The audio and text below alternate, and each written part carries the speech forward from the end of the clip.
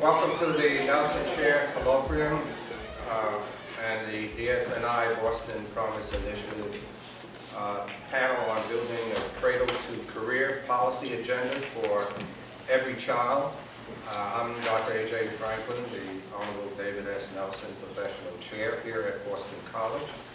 We have a distinguished panel that will be participating today, providing us some insight into the challenges of thinking about as well as planning for and developing policy for a cradle to career trajectory.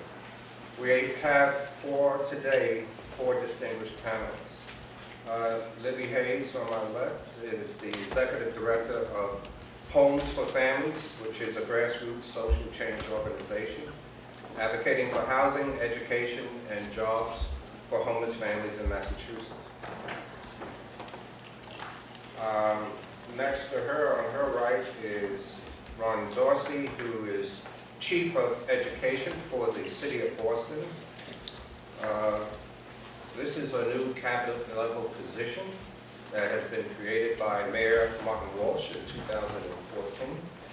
And as the city's Chief of Education, Ron is responsible for crafting and executing an innovative and effective education agenda, inclusive of both public and private schools, from early childhood education centers to higher learning institutions to adult learning and training. On the left of Libby, there is Bob Giannino, who is the Chief Executive Officer of U-Aspire. Bob is CEO of U-Aspire, a national leader in providing college affordability and services to young people and families through local operations in Massachusetts, Miami, San Francisco Bay Area, training partnerships that reach 26 states, and a national virtual advising effort. This year, U-Aspire will impact the lives of 100,000 young people. By 2017, U-Aspire will reach more than 1 million young people every year. To Ron Dorsey's right is Marie St. Fleur, who is President and CEO of the Bessie Todd Wilson Initiative for Children. Marie St. Fleur is the President and Chief Executive Officer of this organization. It is named in honor of Mrs. Bessie Todd Wilson, who is a child care pioneer, whose love of children and commitment to quality education was renowned.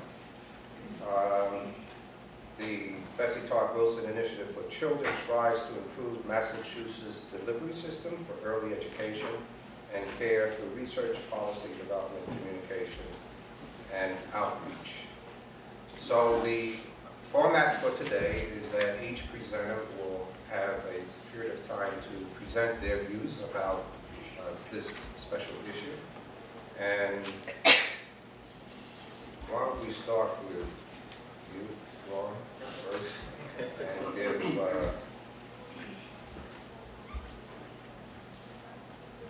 Marie a chance to get yourself together. So, Ron. I got my coffee. Just checking. Should I come up here? Yeah. Okay. If you want to say that. Maybe you'll let me control the slide. That's good.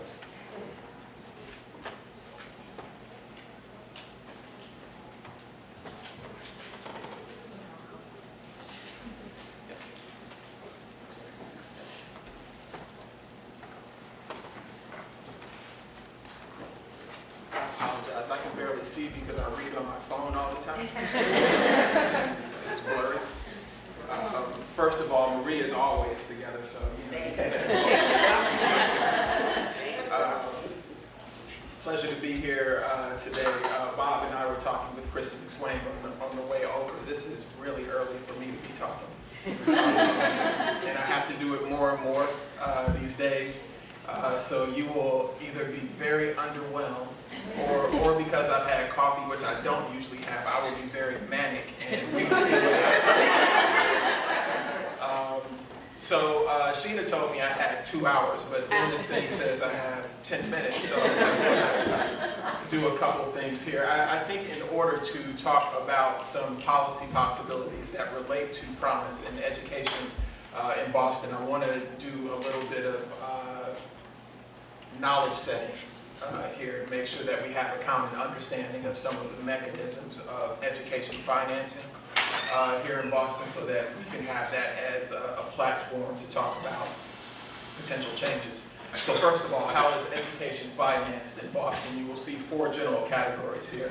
The first is the general fund, which is the city's funds, state and federal grants, and this is inclusive of state aid, which we will talk a lot about. Capital budget, which is buildings and infrastructure, and then private funds. In general, you should know that the general fund has been creeping up in the last 4 years or so, so the city's contribution to BPS in particular has been going up over the last few years. State and federal grants declining. Capital up slightly. Private is about even and has been an important but maybe a marginal amount that we're trying to think about. How do we increase the share of private money that is dedicated to local education? So I want to talk about state aid and really focus on bar number 2 here, the state and federal grants, and talk about a particular vehicle, Chapter 70. How many people have heard of Chapter 70 in the room? All right, so we have a lot of knowledgeable people, which is unfortunate because when I'm wrong about something, when I tell you this, they'll say, no, he's wrong. But I would ask you to make any corrections needed. So Chapter 70 is essentially the statewide vehicle for making sure that we distribute state funds across the 328 districts, cities and towns in the state. It's really designed to be an equalizing formula whereby cities that have less wealth, less income, less property tax generation get more out of the formula. Wealthier cities get less, and this should kind of balance the investment that we're making across the state in public education.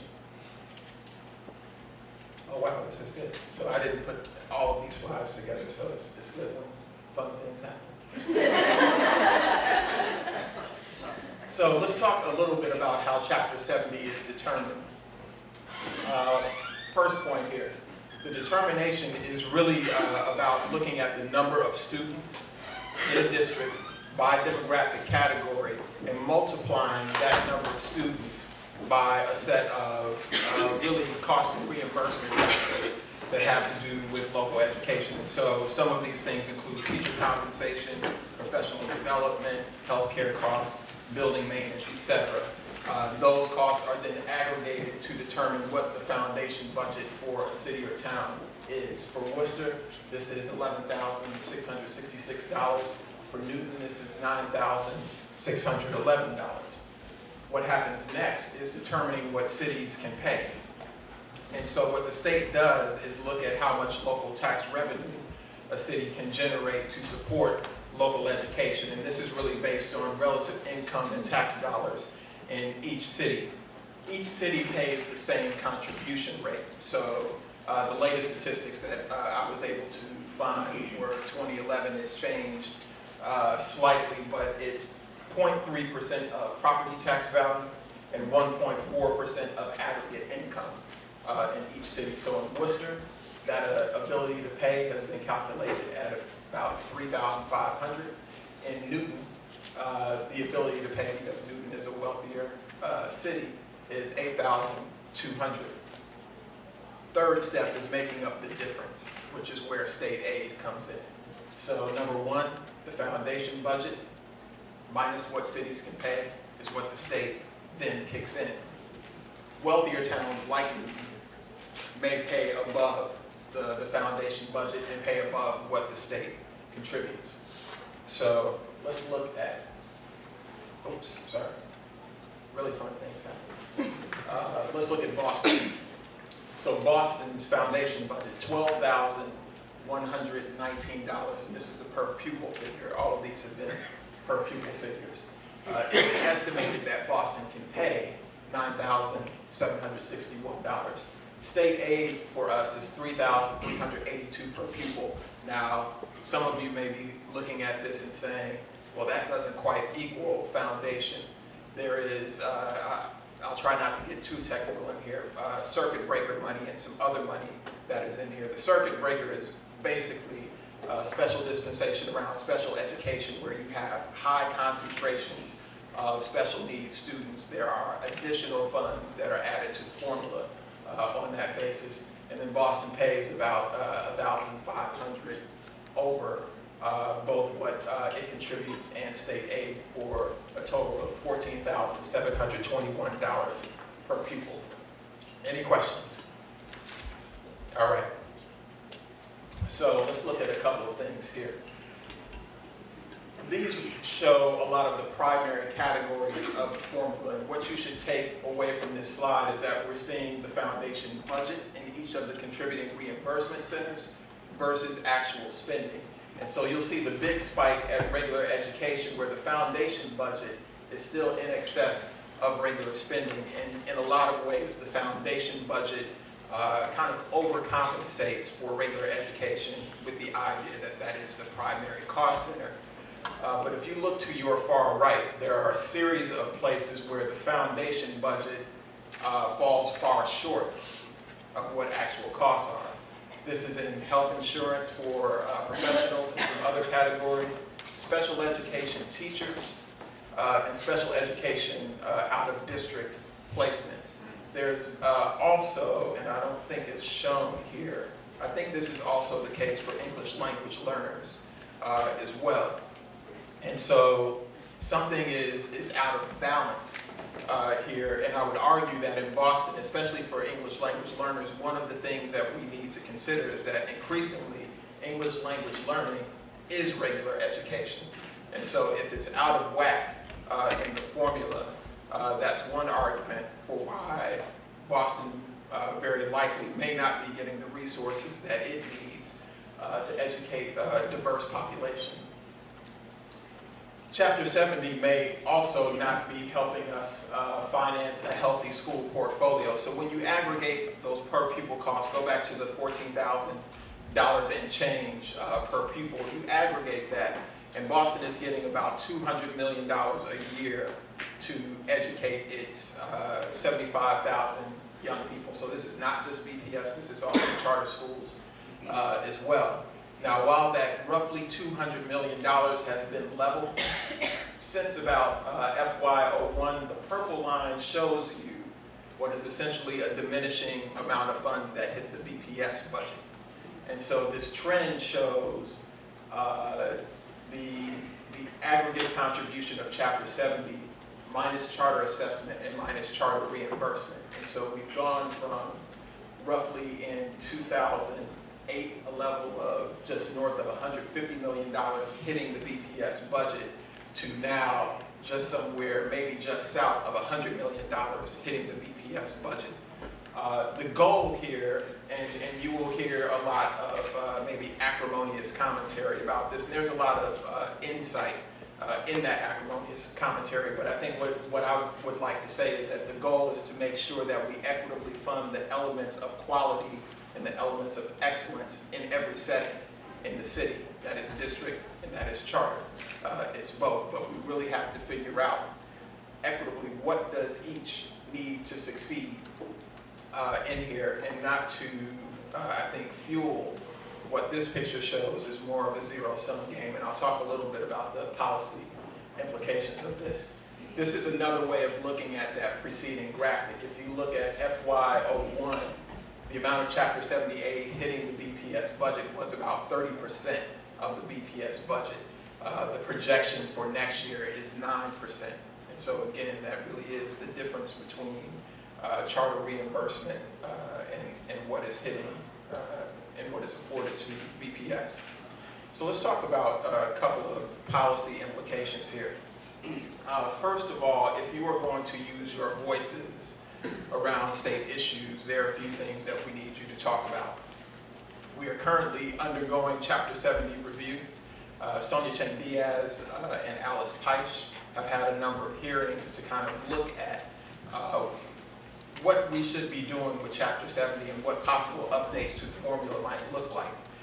First of all, we need some formula adjustments that reflect true cost. And so we talked about special ed, health insurance, ELL, where cost is outstripping reimbursement. We need to figure out how to level that out. And again, I would argue for Boston, and this is probably the case in other urban settings in the state, where places like ELL are really regular education. I think we need to figure out how we compensate for that. Where it is the case that we are serving high proportions of low-income students, the formula does not account very well for that right now. So we need to figure out how to level set that formula. One of the things that the Walsh administration is doing is supporting an act relative to special education funding that Senator DiDomenico has put forward. And this is really about the circuit breaker. In short, this is to make sure that every special education student is counted in the formula and that there is a fuller reimbursement. Right now, it's, maybe to use kind of constitutional language, you get to be 3/4 or 2/3 of a person in the formula right now, but we want to fully count special education students and make sure that there is adequate reimbursement there. Secondly, we need some common ground solutions that balance charter school reimbursement with the needs of BPS. And an example of this is a piece of legislation that the city is supporting that Senator Brownsberger and Rep. Ryan have put together, which is an act relative to school transportation parity. So under the 2010 Reform Act, it was legislated that BPS has to pay for and execute transportation for all school systems in the city, archdiocese, district, private schools where needed as well. What this act would do is to say charter schools, if you still want the district to do that, you need to give the district the ability to set scheduling. That way it can better economize the system of moving students around the city. Currently, our charter schools have first choice around their schedules, and the district has to figure out its schedule around that. And so these are the kinds of things that we need to think about that would be the give and take in the interests of both the district and charter schools to do. And we need to think about some other financing places as well. Property is one of the places that we have to think about. So while the district has a disproportionate burden on transportation, charters are in the retail market on buildings. And so we need to figure out how do you balance those sorts of things out to create a more equitable distribution of resources, but also, I think, to put us in kind of a different relationship with one another that will be more collaborative and not one that is just kind of fighting over a limited set of resources. If the Chapter 70 formula remains the same and largely unchanged, we need other vehicles for support in Boston. And I think Marie will talk about this. Universal pre-K comes to mind most immediately. If we add money to the Chapter 70 Foundation budget for universal pre-K, it will do next to nothing in Boston. We need to raise the foundation budget in Boston by about $56 million in order for another penny to kind of override the charter reimbursement effects and put more money in BPS schools and into programs like universal pre-K. We would need waiver programs, grant programs outside of Chapter 70 really to fuel the sorts of things that we want to do with universal pre-K and some other things. I will leave that to Marie to talk more about. A couple of other state level policies for you to look out for. Full day kindergarten is currently threatened in the governor's budget. Like, this is somewhere that we've gotten in the state and we just need to stay here. We just need to stay the course. So I would just ask you to continue to talk about this. The Walsh administration is also supporting an act relative to school turnaround processes. And so this is, I think, particularly germane to promises. There are legacy turnaround schools in the DVC. But essentially this would allow for a broadening of the turnaround window from 3 years to 5, which is probably the more realistic time frame to get the work of turnaround done in our schools. It also allows for a little bit more resource to do that. Finally, I'll note for you that there are some important equity policies to pursue locally, things that you can do with the district and things that you can do really on a school-by-school basis. First of all, we need to insist on rigor for all. Many of you have seen the research that was put out by CCE and Annenberg around Black and Latino boys, and particularly the November research that was put out, talked about access to mass core, advanced work, and a few other things, which are creating, by the way, that they're established a two-tier system. This is what the researchers described it as in Boston. The bottom tier, which is a low opportunity tier that skirts AWC, mass core, and the exam schools. The top tier, which leads through those places, but mostly includes white male students and not Black and Latino male students. We've got to make some tough decisions about what the configuration of programs looks like and what the access to the highest levels of rigor will be in the district, and there's a lot of work that you can do on an advocacy basis around that. Secondly, continued discipline code reform. BPS has done a lot of wonderful work in terms of bringing restorative justice practices to the discipline code reform. We need to move forward. BSAC has a proposal on the table to do a moratorium pilot in 3 schools where a moratorium pilot on out-of-school suspension, where that would cease in these schools, and we would look to figure out how do you do that on a district-wide basis. From my position, I would like to get all of our school sectors, charter and archdiocese, to think about a common restorative justice-based set of discipline practices that stretch across all schools. Lastly, I think we need a public review and refinement of the teacher diversity strategies that we're using. Many of you know that Boston has implemented a human capital strategy where we're trying to both improve the quality of the workforce, but also diversify that. And we aren't satisfied with the early numbers, and I suspect that we need to bring some other voices, eyes, and stakeholders into the mix to think about what the refresh of the strategy needs to be to improve the results. I will end there because I'm over time, but I'm happy to talk more about what I've said, and I'm sure what will come up. Thank you.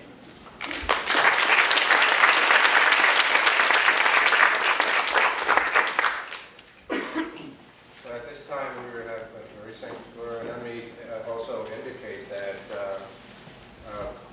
she was a state representative for a number of years and made some remarkable contributions in terms of that particular responsibility to some of the issues that she's going to talk about right now.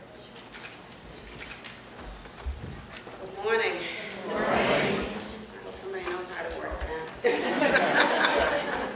I am terrible. Well, I appreciate the opportunity to address you this morning, and I want to thank Sheena, particularly in DSNI, for pulling all of us together and really focusing on promise. It's my neighborhood, so it's always really nice to be able to speak to it. I am going to focus on early ed. That sort of is my lens currently. And I want to focus on early ed, but I want to talk about a coalition, the Put Mass Kids First Coalition, that we're involved with. Last Friday, I was in front of a group in Greenfield, Massachusetts. Last night I was in New Bedford. And so today I'm happy to be with you preaching the gospel about putting Massachusetts kids first. And I think with all that, that Ron has said, I think what's important is for us to understand you got to pay to play. And if we don't want to pay in Massachusetts, then we're going to get the outcomes that we continue to receive. Nobody wants to talk about putting resources on the table to do what's necessary, but at some point we're going to have to be honest with each other. And the only way that happens is if the residents of the state begin to put a pressure internally. I was under that golden dome for 11 years. It's not going to happen until you decide that it's important enough, that your children are important enough to invest in. And so I want to, so all of that said, Chapter 70 is huge. I was Vice Chair of Ways and Means for a number of years, and it's a hard thing, but it's a huge investment. But we know that it's not sufficient to meet the needs of a changing demographics, not simply in Boston, but across the state. And so I leave that in your willful hands as civil society in this state. Talking about Put Mass Kids First. You know, we know the research. One of the things we do at Bessie Todd Wilson Initiative for Children. We're not an academic research, we're an operational research arm. What we really do is figure out what's wrong, look at working with the grassroots, folks on the ground, where the rubber meets the road. Let's figure out what's wrong, what's working, and what's challenged. Let's figure out how we work together to change it. Because there are a couple of things, right? I have kids who are in school today that need us to be vigilant today. And then we need to also plan forward, so we're not being so reactive. So we're putting in place the foundational things that are necessary for the generation that's coming, so that we're not always in correction mode, so that at some point that we're actually doing what's right for children at birth. And so I think those are the two lenses from which I look at that. And early education is just a given.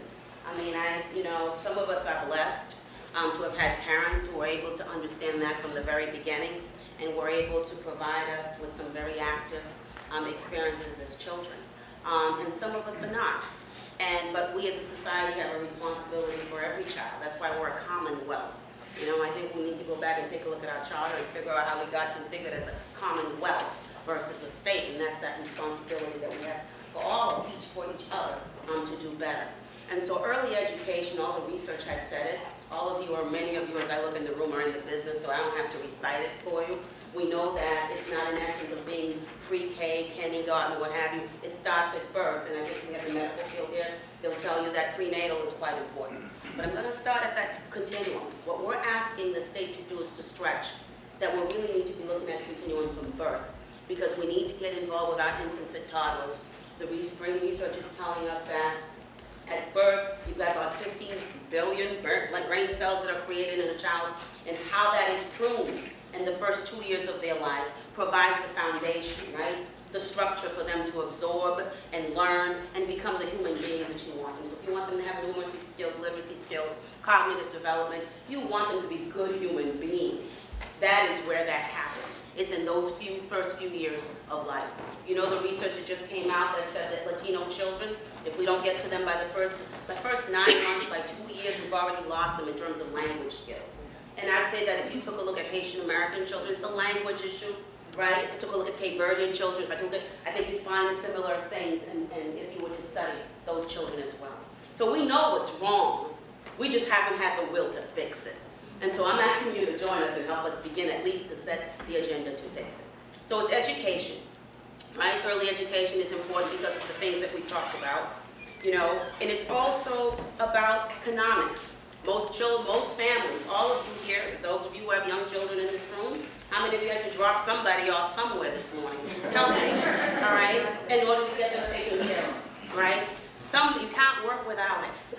And we also know, and we pull together with the after-school community, because after-school and out-of-school time is critical for that child as well. It doesn't all happen in that classroom. What happens beyond that classroom also helps shape who that young person is going to be. And so the Put Mass Kids First is a coalition of over 30, we're probably up to about 40 right now, early education out of school time organizations who've come together to ask the state to really, even in the midst of a fiscal crisis, you still need to invest in today and then put a line in the sand towards the future. And we say that because, in all honesty, a lot of great work has been done over the past 10 years, pulling together the Department of Early Education and Care. There's been a lot of standards put in place. There's been a lot of assessments. When I first started in 1999, we had a licensure arm, and we had the Department of Education, which did some programming, whether it was the CPCs, that really community partnership councils, that did some work on education. There really wasn't that focus on programming. There is that now. There's that integration of licensing and programming. And it's got hiccups. It's not perfect. But we actually have a system in place, and we need to invest in that system, refine it so that it can operate better. And so, and if we don't, we're going to lose it. One of the key things that we did back in 2000, 2002, 2003 in the legislature, we began to invest in the workforce. Because everyone, it's not simply K to 12, we need a skilled workforce from birth forward to work with these children. And so therefore you need to invest in that for it to happen. And so we started putting money into scholarship programs, right? And now we've got this workforce, many of them really young, which is exciting, right? And we have some folks who've been there working for a long time who we need to create a pathway for, because it's not about leaving behind the workforce. It's about creating a pathway so that they can make their way forward as well. Some of that has been put in place, but we're not investing in it in Massachusetts.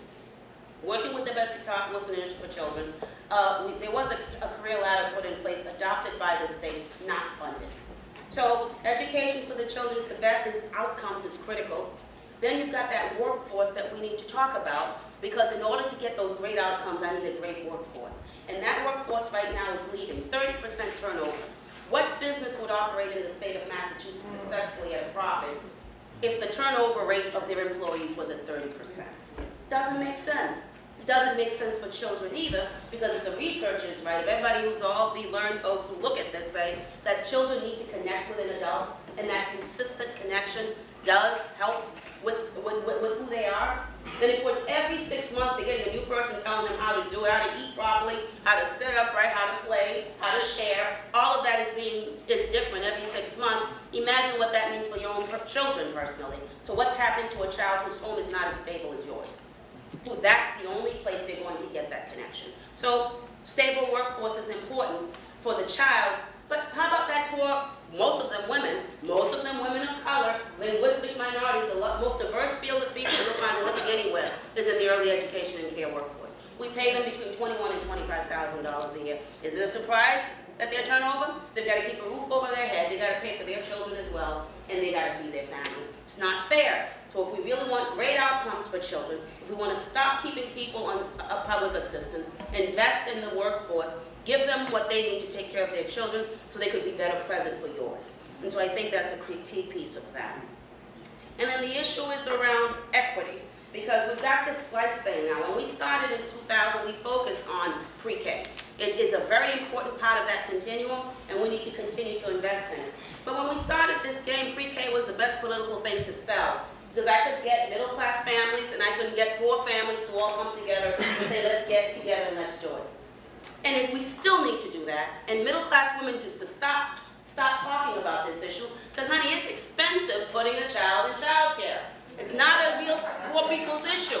It's an everybody's issue, and there's not enough of us talking about it. So we talk about the 53 or 57,000 that are receiving subsidy, and the rest of you stay quiet while you're dishing out 5,000, 3,000 a month, depending upon where you're putting your kid, and you know you're struggling to do it, because what's dwindling in the United States? That middle class, right? That middle class is going. So you can't tell me it's not hurting. So stop being quiet and start asking us, how do we look at the system so that we can provide the best outcomes for children? Because if poor children can mix, low-income children can mix with children who have better opportunities, you're coming into that space modeling other behaviors for that child as well. So it's a gift. Because then your child who is privileged get an opportunity to understand what another child who doesn't get everything, what that looks like.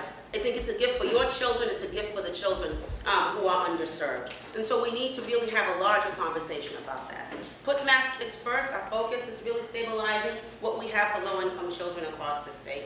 And I'm going to need some help. I'm going to run you through some numbers real quickly. We came together back in 2014. And we did a number of things in order to get ourselves on the same page. Because in this field, we're all over the place, and we all have lots of wants and needs, and we needed to get together to focus on how we can build consensus around one or two things to ask the legislature for fiscal year 2016. We started by looking at the numbers. You know, Ron was talking about Chapter 70. Well, there's no Chapter 70 for early ed in the state of Massachusetts. Not really, none actually. Unless, of course, you manage to get the child into a public school setting, and in that public school setting, they're able to get the allotted per child allotment if you're 4 years old. But prior to that, you don't get it. So all our money honestly comes from the federal government. Let's own up to it. It's the federal dollars that come back to Massachusetts in order to fund early ed. So back in, I guess, in 2001, we were getting about $600 million that was coming into the budget. And slowly but surely, as the federal funds have decreased, so has the amount of money we have available to us. The blue is the state of Massachusetts. In order for the state of Massachusetts to get that money in, it has to provide a match, and it has to give maintenance of effort, okay? So we give that in order to get the bigger orange pot, okay? So, and as you see over the years, that's gone down in itself. If you see a spike in about 2008, that was the ARA money. The stimulus money that came in, well, that's going where? Anybody in school where all that stimulus money is going away? And did we have a plan in order to fix it? No, we didn't. There's no plan in this sector either in order to fix it. And it's going away, but we still have the kids, we still have the issues, right? And then in that blue area, we have the quality grants that you're talking about. So that's part of some of your kindergarten money. And then that's also your, the quality grants that go for pre-K. I mean, that's what a lot of centers have been using to protect their preschool programs. We need to keep that too. $38 million, about $38 million. That's the only free money that Massachusetts put into your side. So when we hear about investment in early ed, say, Greg Gates, the tax dollars are doing a really good job on the federal side, but we need to see more of it in Massachusetts coming back to help these systems. We are a mixed delivery system in Massachusetts. The bulk of our children are in private sector places. They're small businesses, and they're not just, and we're losing them. It's important that we strengthen them so that we have more slots for kids from birth forward to be able to come in. We need the public school structure, but we need to protect the private sector as well. Because across the state, you're not going to be able to absorb all the children.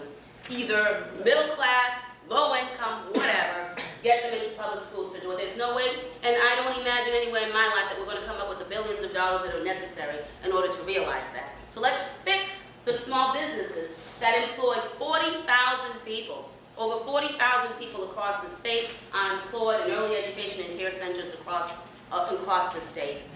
Fix that. Because if you don't give them any money, they still have health care to pay, they still have leases to pay, they still have utilities to pay. They're a small business. And if you're not paying them right, then they're going to run into trouble, and guess what? They shut down, and there are no slots. And it's not that the kids are going away. They're going in places where there's no oversight at all.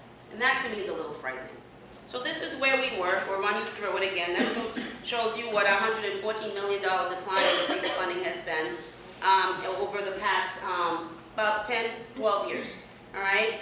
Run through. Now we compare that with Chapter 70. It's a little trick. We say, well, we level fund Chapter 70. We level fund, we didn't put much more money into Chapter 70, so let's get real about that. What we did do was we kept pace with inflation. So therefore, the cities and towns are operating pretty much with about the same amount of money, but you keep pace with inflation, which probably gives you about, what, 3 or 4% that you add on, but that doesn't mean all your issues have gone away. So you level funded it. But in the early ed side, we actually level funded too, but we didn't keep pace with inflation.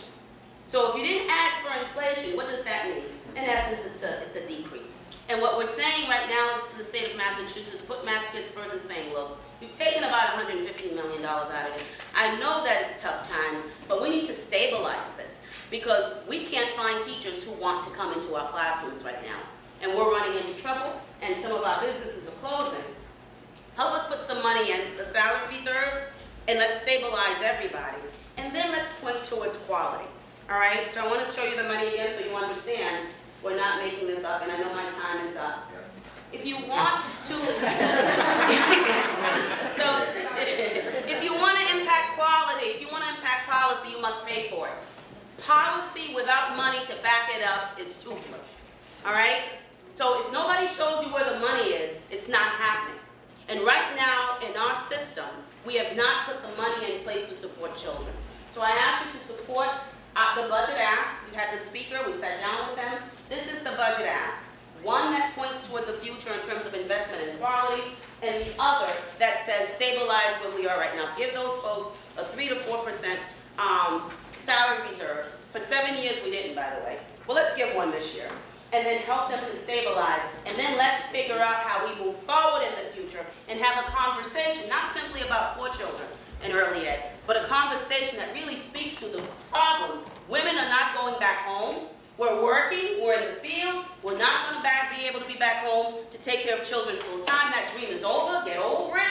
Let's figure out how we fix the system so that we can make certain we have really quality, high quality system in place for everyone, and put the money into it so that Ron, as he tries to figure out his budget for pre-K, has some money in there to send those kids to a quality program. Thank you.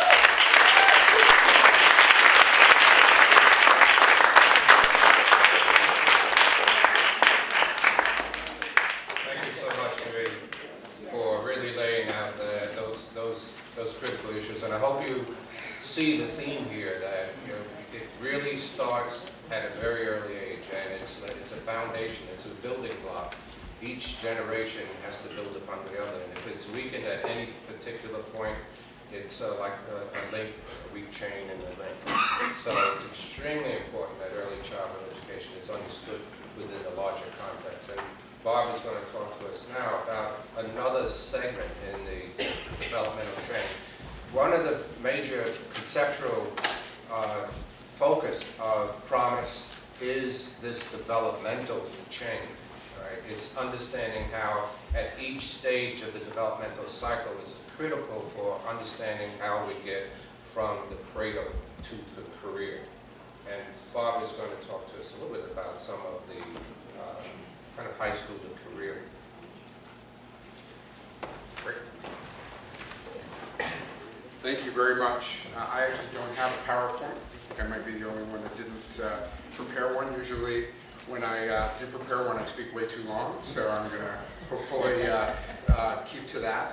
I'm honored to be here today. Thank you so much for the opportunity to participate. I'm actually breaking one of my rules, which is to not follow someone who's as eloquent and compelling as Marie, and even more so too, because we had Ron on top of that. So I hope that I'll be able to keep your attention in the way that they both were able to during this. I'm excited to talk a little bit about the role that higher education plays along this continuum, and think in my personal story as one who's the first in my family to go to college, who struggled with paying for school, but whose college education really was the transformative factor in my ability to realize an exciting career and a life of economic opportunity is the reason I'm standing up here today. So it's a great honor to do that. The other reason I think it's important to talk about this as part of the continuum is that all the investments that Marie and Ron talked about will be unrealized if we don't do what's necessary to fix the higher education sector that our young people are engaging in. And there's some real important and critical fixes that are required. 2 million academically prepared young people across this country will graduate from high school and not enroll in college their following fall. So they're academically prepared, ready to go, and they aren't getting there. And there's all kinds of reasons for that. I'll talk about a few of them. But that's the challenge on the sort of front end of this piece. And then on the back end of the story are employers of all kinds across this country who are shouting for more talented young people to be their workers of all kinds. You heard Marie mention it from the education, and Ron actually as well mentioned it from the education sector, but we hear it particularly in Boston from places like biotech and our innovation sector who need better trained workers, and their needs aren't being met. And they will begin to vote, if you will, with their feet by picking up their businesses and taking them elsewhere. And we see this happening in all parts of the country right now, where companies who are either starting or growing are looking for better trained employees and are moving their businesses or opening new arms or branches of their business entirely based on the preparedness of the workforce in the areas that they're looking at. Very briefly, a little bit about U Aspire. We're entirely focused on making a college degree affordable for our young people. We look at college in a holistic sense. It's not a 4-year degree that we're helping young people strive to, but 2-year degrees, certificates that have economic value. And we're working collaboratively with all parts of our sector, education, employers, to ensure that young people get to and through college and have the ability to realize that economic opportunity that we promise them. We all promise them, right? When we talk about why this is important, why college is important to young people, I can't tell you how many times I hear people say, you'll make $1 million more in your lifetime if you get a college degree, right? How many people in this room have sort of said that in one way or another in our work right? A lot of folks, I see a lot of heads nodding. And it's true. It's true. A college degree, there's tons of data that suggests that a college degree is a key element of reaching economic opportunity in our country. You can look at unemployment. Unemployment rates in the downturn years of 2008, 2009 were lowest for people with at least an associate's degree. And dramatically so, almost 50% different in those two categories. And then you look at things like annual and lifetime earnings, and dramatic differences in those two categories for young people. So it's real, and it's something we promised them. But young people today are getting into college, and in their time during college are saddling themselves and their futures with a tremendous amount of debt. And so some of them aren't finishing college and graduating with a ton of debt, and they're the worst ones. And then others, in the state of Massachusetts, one of the highest debt loads per graduate anywhere in our country, $29,000. The average college graduate will graduate this year.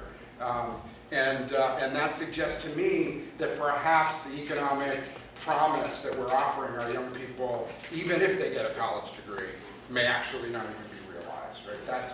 At the end of the day, that might even be the true crime at play. So there does require a tremendous amount of big changes when you think about this work, and it's one of the reasons why we Aspire, as was mentioned before, trying to hit this from many different fronts. We have direct service operations in 8 cities, we train practitioners in 26 states, and we're beginning to launch a much more aggressive policy and systems change arm of our organization, using what we're learning in our direct practice and our training work to inform that work. So I want to share with you a little bit today about 4 ideas that we have that are related to policy that we might think about coalescing behind. I will say we're at a very interesting time for the Commonwealth in that we have a lot of new leadership in our state when it comes to education. We have a new governor, we have a new Secretary of Education.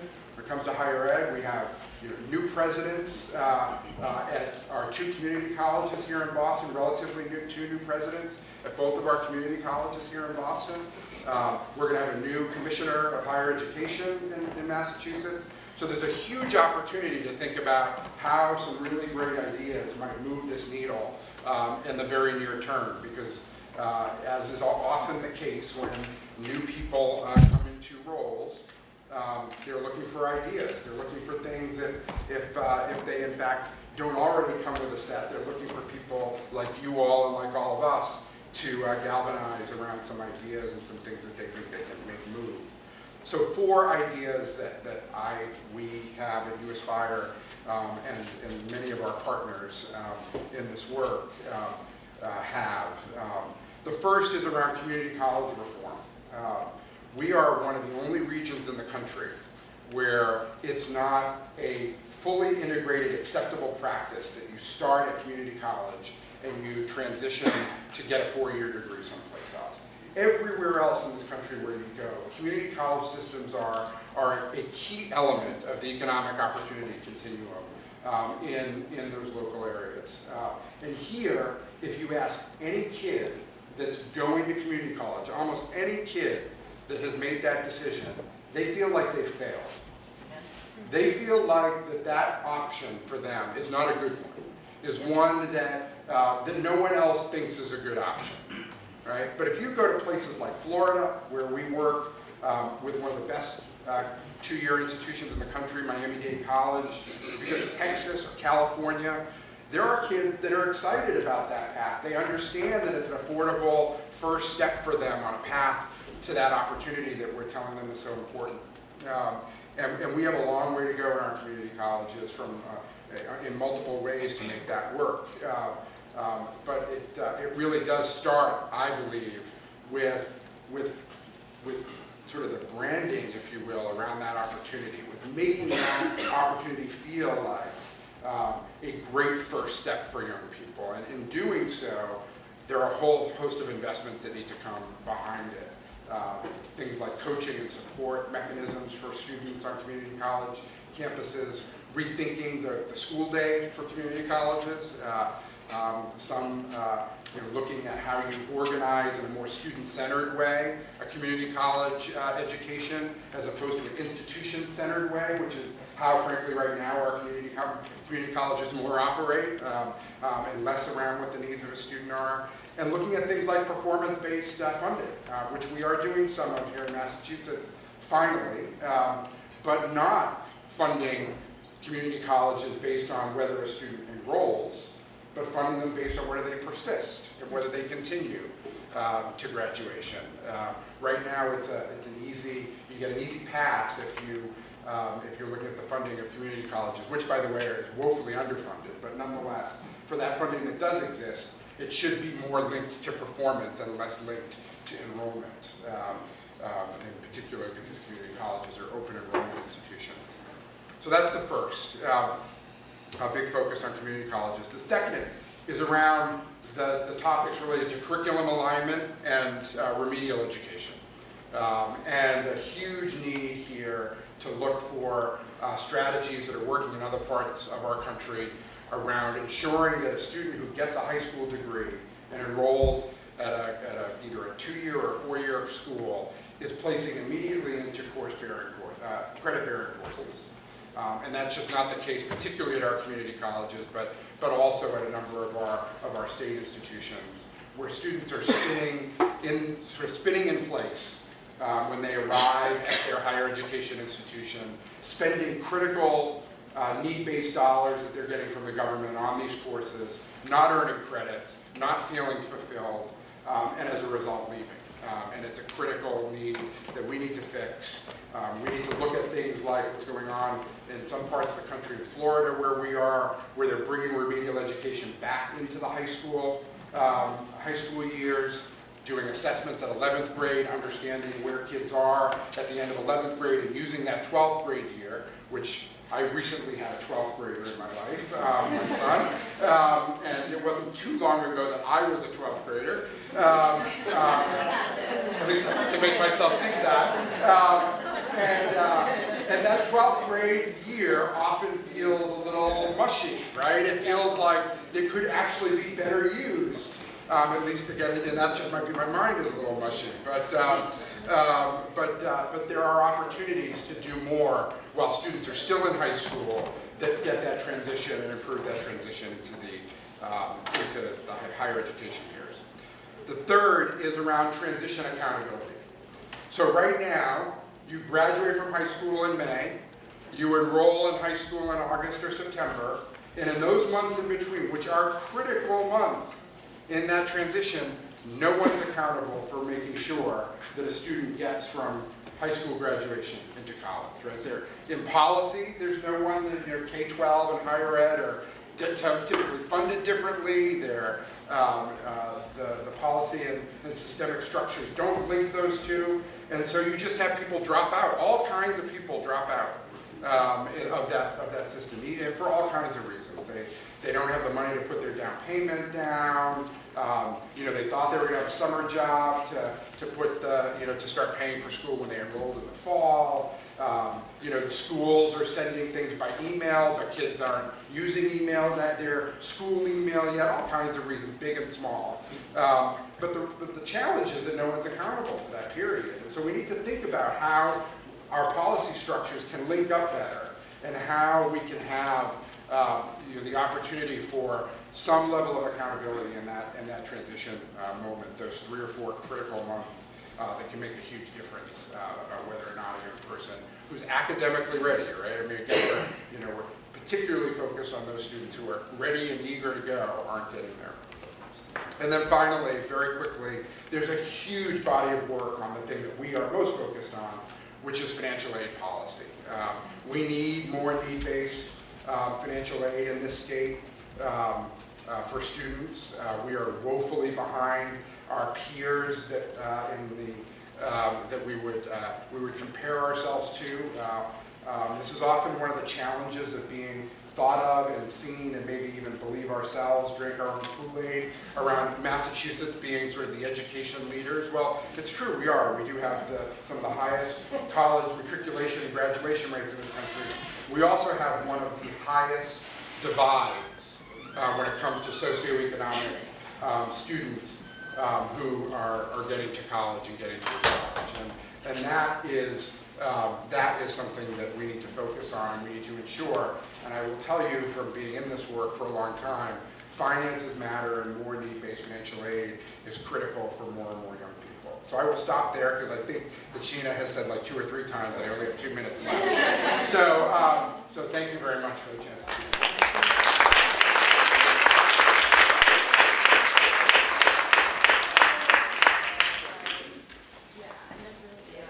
So our last presenter is Libby Hayes.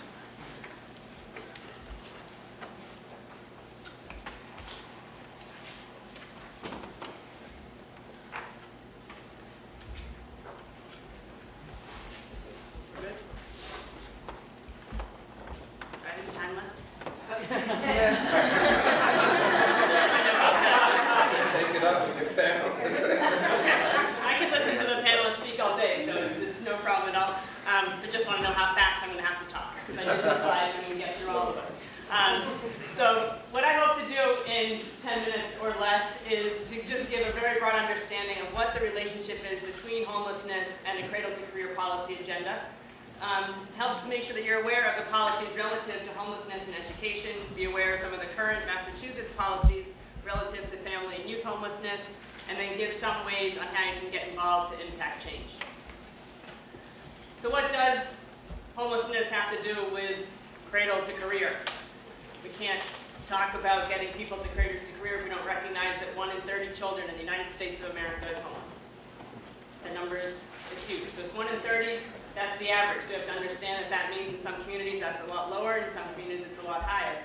We did a workshop with the Dudley Promise Corps and asked the Corps members to stand if they had a homeless student in their classroom. We naively asked, I expected we'd have some people stand, every single person stood. So I mean every single classroom in the Dudley Promise neighborhood area has a homeless child in it.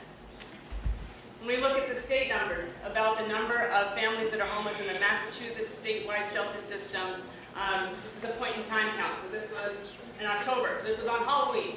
These are the number of families. We had 9,600 families. So this is not per year, this is a point in time count. The 2 biggest chunks of the graph, the blue and the red, are the 0 to 5. So the 0 to 3, and then or 0 to birth to 2, and then 3 to 5. So that's, as Marie talked, that's the age where your brains are developing, and those are the children that are trying to learn how to crawl in motel rooms, on dirty carpets, in crowded shelters, and any child's care. The big green chunk are the kids, the elementary school students that are trying to do homework, trying to learn how to read and write and do math, and doing their homework in motel rooms, in crowded shelters, doubled up, and so on. The other purple and the blue are the,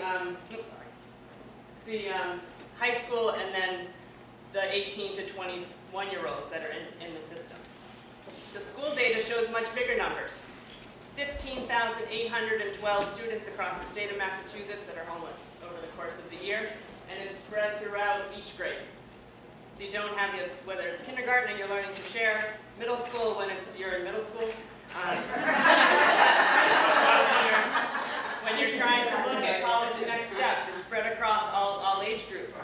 And you'll notice this number is a little bit different. So if you look at the 15,800, and then that's only the school age, except for that small chunk with pre-K, and you add on the about 4,000 0 to 5, and that was a point in time count, so you figured people coming in, that means each year we have about 20,000 homeless children in the state of Massachusetts, the Commonwealth.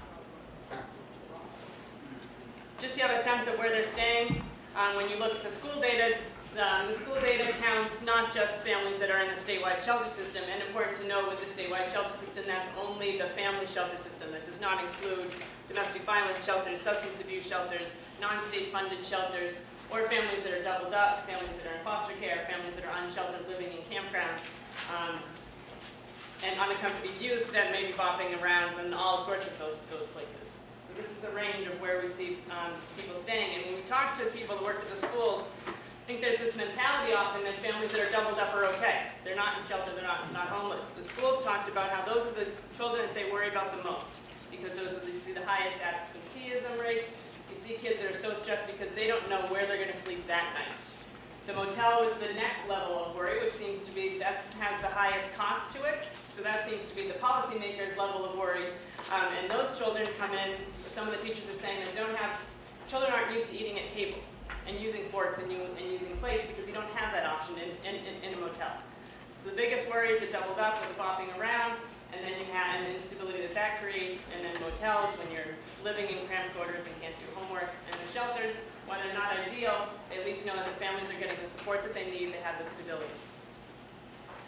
If you're visual like I am, there's another pie chart for you just to show that breakdown of doubled up compared to shelter. The really small slice is the outside, and this is where we are lucky in Massachusetts that we do have a statewide shelter system, so our number of completely unsheltered is a really small piece. We have to make sure we keep it that way because it's too cold to have children on the street. But the other thing I wanted to point out is that number of children that are homeless, that's getting bigger. Homelessness and schools are intrinsically linked through lots of policies. So that list is the relative federal legislation that impacts schools. You have the McKinney-Vento Act is the big one that we talk about a lot. We'll get into that in a little while.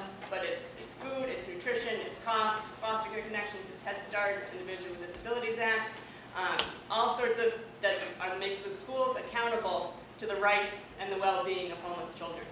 There's another new federal policy issue now looking at the definition of homeless, where the McKinney-Vento program in schools recognize that homelessness isn't just families that are in shelters, but it's families that are doubled up. The housing department doesn't count that.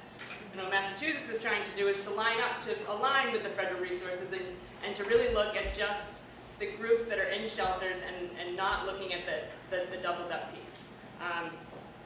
This bill would change the definition of who is homeless, and it would allow more than 1 million homeless children and families nationwide to become eligible for federal housing assistance. I had to change the word eligible when I took it off because it said to be able to access federal housing. And we know that access issue, 1 in 4 families as it is now that's eligible can't access. There's a lot of pushback on this bill because people say, well, if we change the definition, then we have all these other families who don't have the resources for it. But we can't define our way out of this problem. As Byron Rushing says, people are poor because they don't have money. You are homeless because you don't have a home. Change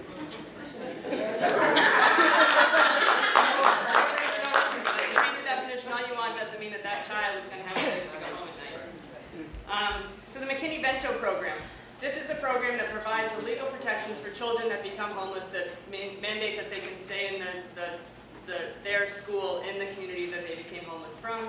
It mandates that the schools provide transportation, but it goes a lot further than that. It also mandates that they have liaisons to help them enroll in school, that they have some of the paperwork that you have to do simplified. But it also looks at the service end. But what's happened is the number of homeless children has increased so much, the focus really is just on transportation. But that's not all what this bill means. I think that that's a big area where there could be pressure from the school department to say, we need to do all of this for our kids. This population is growing. All we're doing is looking at busing around and then the cost of that. One of the issues that Massachusetts has on the plus side, when you looked at that small sliver of unsheltered, is we have a statewide shelter system. So it's good in some regards. The problem it causes is that families that when they become homeless can be placed anywhere in the state. So we have kids from Boston that are placed out in Greenfield. Obviously that doesn't apply anymore because the kids aren't going to take a 2.5-hour bus ride to get to school, 2.5-hour bus ride home. So then they go to Greenfield and they might get transferred back to come in here. So a lot of this, the protections that we have for homeless families, and even the state budget says that families have to be placed within 20 miles of their home community. But what happens is 20 miles of home community, there is not an empty bed because the crisis is so big. So a lot of these rules and protections don't apply to children now because the crisis is bigger than these laws can account for. This, I think, is all kind of common sense, that if you have children that don't have a place to sleep, that they suffer, both education, health, and emotionally. I can send these slides out so you read the statistics, but I think it's all common. If you don't, the educational attainment, the grades are lower, absenteeism higher, the number of people that stay back, level of toxic stress. Did a workshop with a group of teachers at Lesley College. They were about to graduate and become teachers, and we were asking them about some of the tips that some of the different practices they do in the classroom for the children that are homeless. And they talked about setting tape up around outside so that some of the kids that are cramped up in motel rooms and have all this energy and that are expected to sit in the classroom but also have no boundaries because they're used to living like this. So they would run around and touch all the kids. They set tape up so they could do laps around the classroom and have some boundaries. Other teachers have brought a cot in. Teachers that bring food and extra cabinet filled with food to feed their students. These are all wonderful things that teachers are doing. That's not the job of a teacher. A teacher has to worry about testing, you have to worry about new curriculums, you have to worry about all the things that you have to worry about and teach our future leaders, but you're worried about whether or not your kids have a place to stay. So this is not what teachers should be thinking about, but it's also not what children should be thinking about. Children shouldn't be forced to do homework in a motel room, sleeping on floors, doing their homework in crowded shelter rooms, and then living in cars. And this is all, I think, because we as a society have created these conditions. We've made a choice to go on a pathway of inequality. We've made a choice to let wages stagnate and watch rents increase. And we've made a choice not to invest in housing and invest in our lowest income children. So this is a little bit on the wages. The green is the wages of a female householder, no husband, with children under the age of 18 from 1999 to 2013. Wages have decreased. These graphs show what's happening with rent. The red one in the top right shows that rent is going way up, wages are staying the same. The next one over, we see rents are going up, the vacancy rate's doing funny things, and that corresponds exactly where our spikes in homelessness are. The bottom one with lots of little lines, that's our production. We've stopped building housing at the rate that we did in the 60s and in the early 80s, and we had less of a crisis. We've stopped building housing. At the same time, that blue line in the final graph, we've stopped investing in housing subsidies. No surprise, that red line is the increase in family homelessness over these same time periods.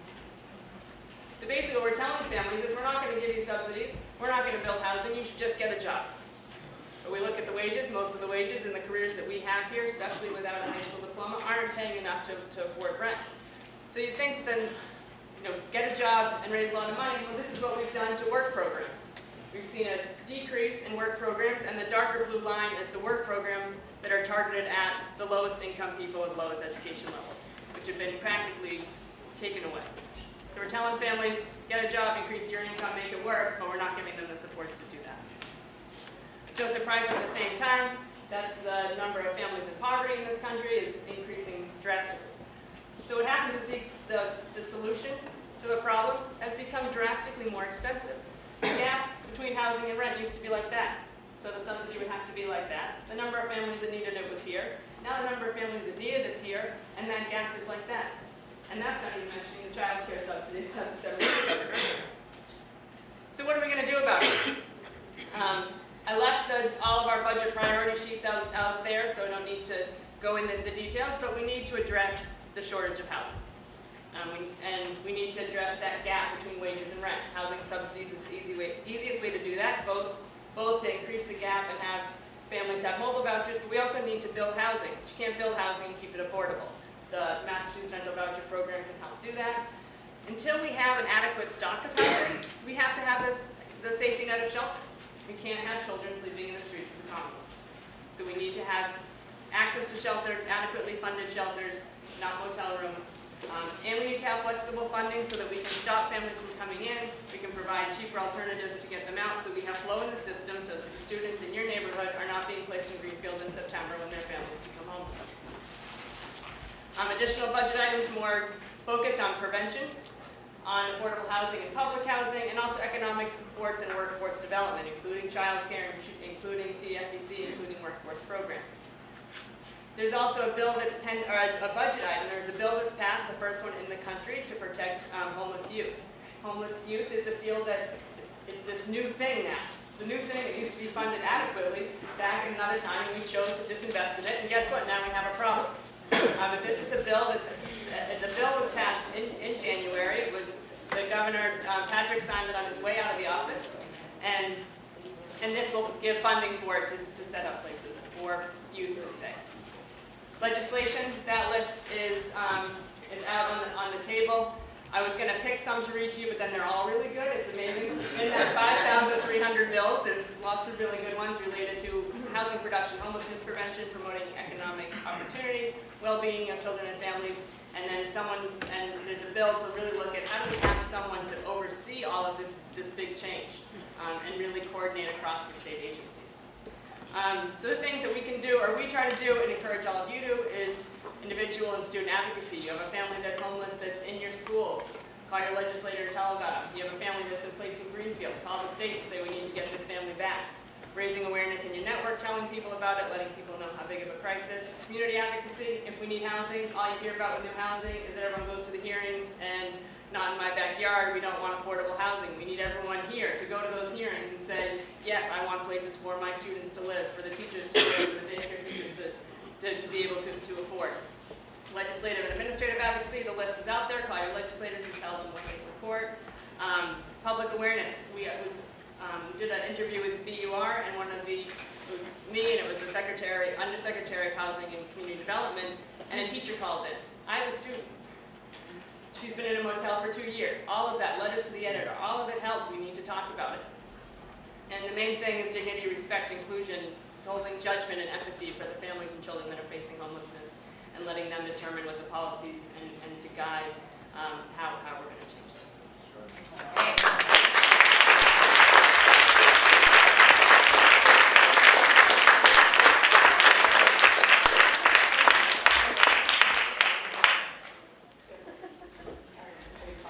Can we give another round of applause for all?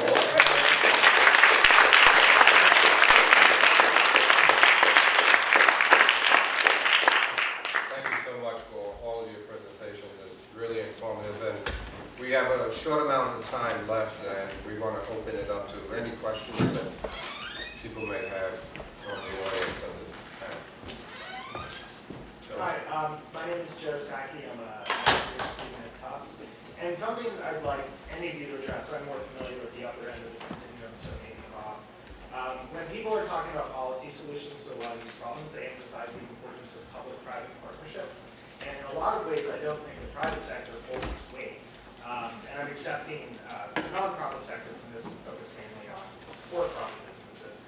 But when they had for-profit businesses managing student loans, assuming none of the risk, getting all of the profit, I think the insidious influence of for-profit colleges taking advantage of students who are in a position where they're not, sure the path forward, and they tell them this is the way forward.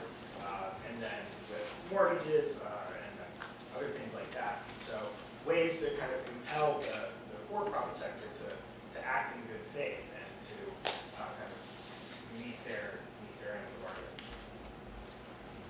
I mean, I'll be happy to address some of that. I mean, I definitely do think that we need our private sector to step up and both behave better for parts of the private sector that are maybe more predatory. So we talk about private higher education or private for-profit education.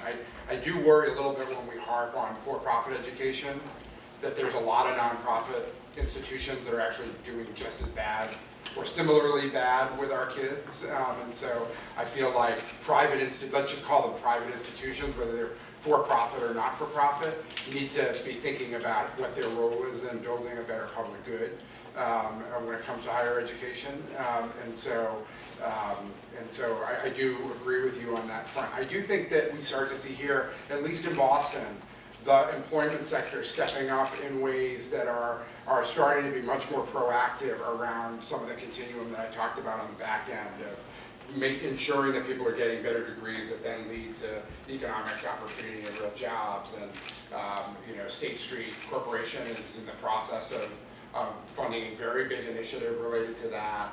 We've seen biotech, so you have Vertex that has made a very big investment in the South Boston community around that continuum and really stepping in and seeing it as part of their long-term sustainability strategy to have thriving education in communities. So we have some glimmers and we have some examples, and I think it would be terrific. And I know I know this is, you know, our mayor in this city has really done a lot to try to identify what some of those sort of great examples are and start to try to get other people to step up and do that, and I think we need more of it. I'll just comment real quickly. If you go back to the first slide that we looked at, and you saw the $12 million in private financing that goes to public education, and you saw the $1 billion that's dedicated to BPS, combine those numbers and it pales in comparison to the multiples of wealth in Boston. We are not doing a good job tapping the city's wealth for a public agenda and for an education agenda. So I think part of the reason is this: we haven't set a very clear agenda in education, and so folks, who want to play, don't know exactly where to play and how to play. Certainly in the philanthropy world, there is a subset of foundations who have it as their core mission to drive educational change. But when we're unclear on a citywide basis and among the citizens of the city about what the direction is, you know, we leave private money to its own devices to kind of figure out what the agenda might be. Sometimes we're on target, sometimes we're not on target. There's another ring, I think, of potential private money who looks at all of this and says, wow, that's way too complicated. I don't want to get in the middle of that. I think one of the things that I'm really interested in working with a number of people on in the city is figuring out, are there 4 or 5 places where we can build multi-million-dollar city funds that are dedicated to education? But to do that, we have to be real clear about what the intent for that capital is and how you can kind of easily get in, make the transaction, and continue to support.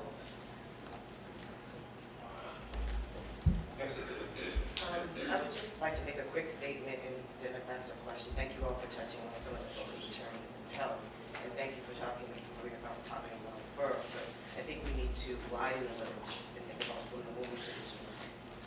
Women need to go into pregnancy healthier in order to have a positive birth outcome. I'm not sure if this is. Can you hear me? Can you hear me? No? I'll try to talk louder.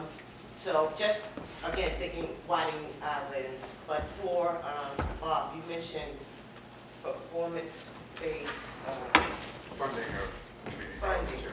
How do you propose to monitor that in lieu of the recent case? In lieu of, I'm sorry, The you recent trailed off. case in Atlanta where the schools, the principals and the school systems receive performance-based merits. How do you propose to? Oh, I was, yeah, I'm sorry if I wasn't clear. So what I was saying was that institutions of higher education, particularly community colleges and state universities, should be funded based on their ability to move students through from enrollment to a degree. So that's what I was talking about when I was talking about performance-based funding. It's a little bit of jargon in the higher ed space, so I'm sorry that I wasn't clearer. Right now, if you're a state higher education institution, you get a chunk of your funding entirely based on how many students enroll at your college, not whether you actually succeed in moving them closer to a degree. So that's what I was sort of arguing for, not performance-based funding of employees per se, or individuals within those institutions, but for the institutions themselves. So it's very clear to look at the metrics of how many students start, and then how many persist through to a degree, and fund based on that, as opposed to funding just at the entry point. Does that make sense? I hear you, but the quality, I mean, the quality may change in order for the institutions to be able to receive this additional money. Is there a monitoring system? Meaning that they would lower quality in order to move people along that continuum? It's a really good point. I mean, I would argue that you have to have a quality monitoring process in place to ensure that those degrees at the end have the kind of value that are required or seen, along with just merely funding people for that kind of persistence process. I think that's a general concern throughout the Cradle to career continuum, which is quality control, if you want to look at it that way. So we have time for like one more.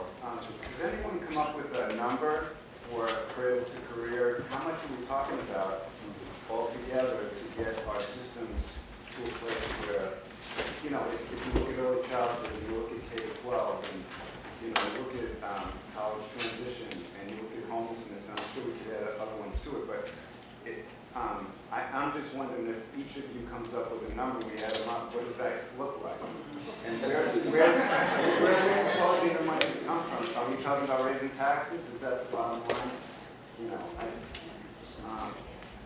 when we look at each issue individually, it seems somewhat manageable and obvious, and then where everyone's competing with one another for the resources, and with, you know, what's the big picture? You know, do we have one? I guess that's my... I don't know that we collectively have a big picture. I'll tell you my reaction is just from looking at this over the years and from the places I've sat.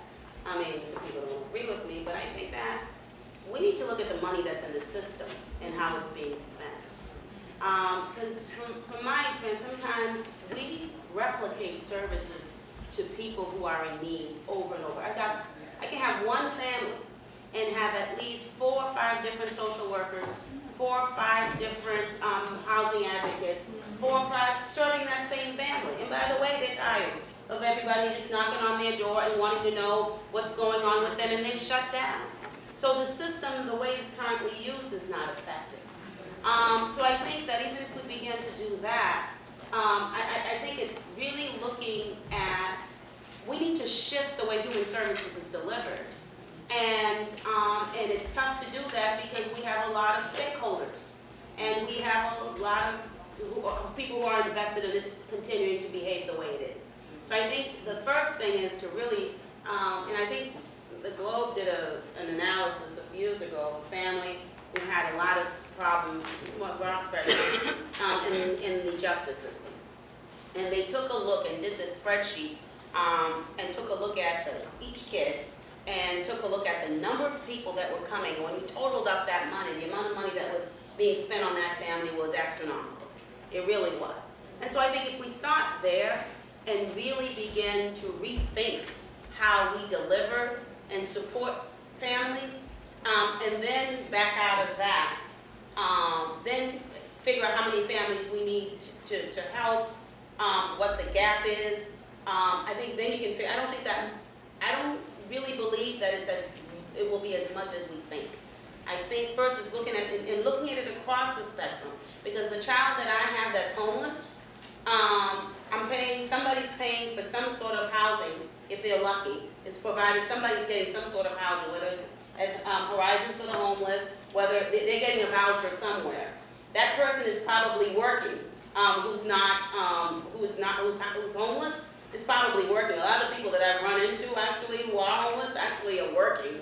They just can't afford to keep the roof over their head. And by the way, and they need some sort of other assistance in order to be able to do that. So I think if we just take a couple of families and just get a sense of what all that cost is and extrapolate it out into the system, that might give us an idea of what we're starting with and begin to really think about how we reshape what we're doing different. And then you can begin to look at what more do you need.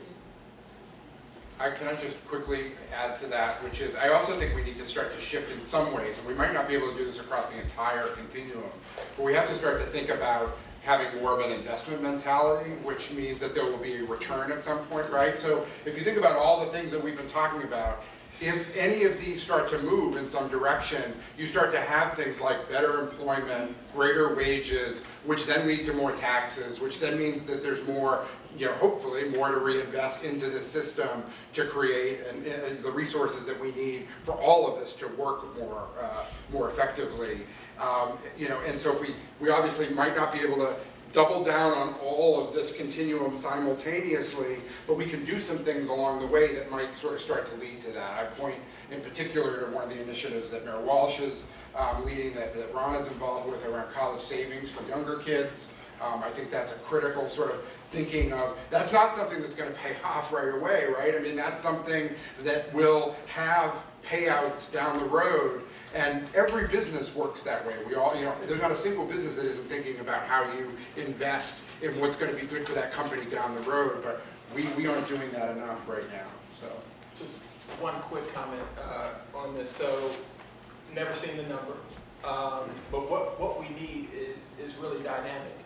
So if you look at BPS's budget, John McDonough talks about the structural imbalances in the system, which are really attention about the fluctuations on the revenue side and the cost side, and how those things balance out. But I think it's also, when you look at Libby's slides, when you look at the historical undermining of ourselves and the families that we've done, there's a volatility to the resources that are needed, and it's hard to peg that number.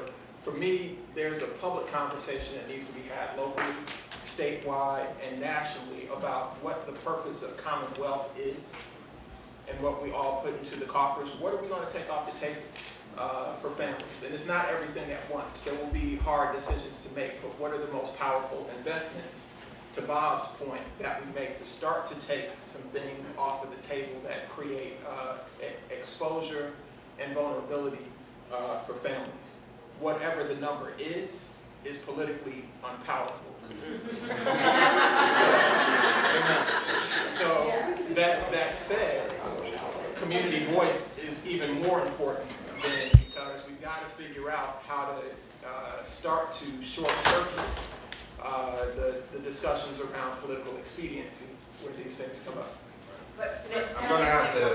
I know you're gonna have to end. I have to end. But just, Andrew's son has retired from Northeastern, but he ran a Center for Labor Statistics, which gets to Bob's point about if you invest early, and we know every dollar invested in early education returns 17, reduces special ed costs. So for every sector that was presented today, that investment does actually have a higher return. For some reason, we are reactive in paying for remediation or rehabilitation after the damage is done, as opposed to investing early to prevent special education and that kind of stuff. So he has retired, but he did decade studies over and over and over again. So maybe we need to bring him out of retirement. All right, I'd like to thank our panelists again.